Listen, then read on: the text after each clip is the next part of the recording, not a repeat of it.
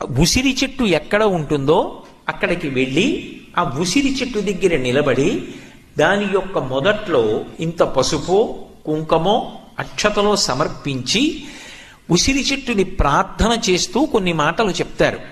ఇక్కడ మీరు ఒక విషయం గమనించాలి. యజుర్వేదంలో కూడా రుద్రాధ్యాయంలో ఒక మాట అంటారు, నమో వృక్షేభ్యో హరికేశాయోపవీతినే పుష్టానాం పతయే నమో నమో అంటారు.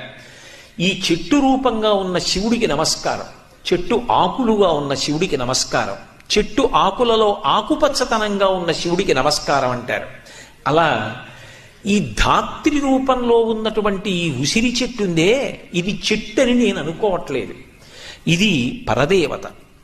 పరదేవత అయి ఈ కాలంలో ఎన్ని ఉపద్రవాలు వస్తాయో అన్ని, ఉసిరి చెట్టు ఎక్కడ ఉంటుందో అక్కడికి వెళ్ళి ఆ ఉసిరి చెట్టు దగ్గర నిలబడి దాని యొక్క మొదట్లో